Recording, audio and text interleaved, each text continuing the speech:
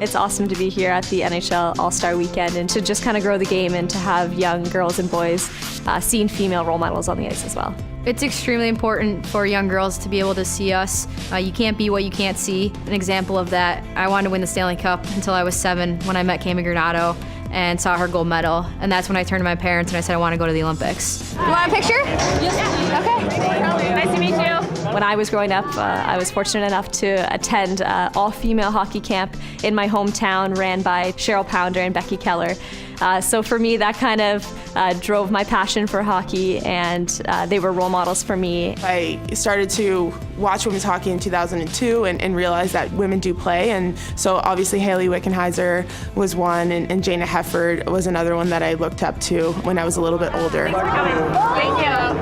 You guys are an inspiration to all my students. You guys are hanging on my office doors. You guys.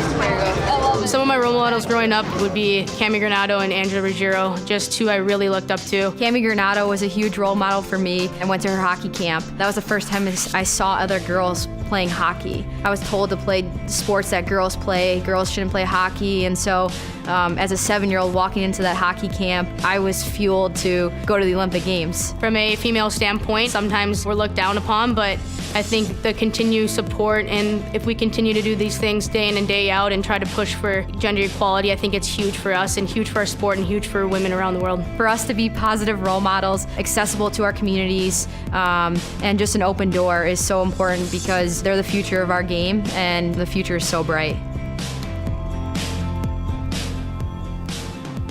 Choked up watching that, and I'm so proud to be a woman covering this great sport. I know you feel the same way. What was it like for you growing up and playing hockey? I mean, it was different. I grew up, and when I was really young, I played basement hockey with my brother, right? And I remember I started girls hockey when I was 13 years old, and that was the first time that I had heard of an organized girls team. And so for me, growing up, I admired Olympic athletes, but for hockey, it was the pro hockey players. It was my older brother who played for the national junior team, and to see the players now that aspire to make those national teams, that see NCAA players, and they really admire them, is something that shows the tremendous growth of the game. 3 Olympic gold medals later, NCAA champion, and you have a lot to be proud of in your career, but how exciting is it for you with 2 young daughters and the way that this sport is progressing? You've seen the evolution, and I mean, for me, stepping into the rink here in Ottawa, it was the last game that we played before the Vancouver Olympics, and to have a packed rink here and to say, you know what, not every girl has to play hockey now, but I love that in North America it's now a choice for girls.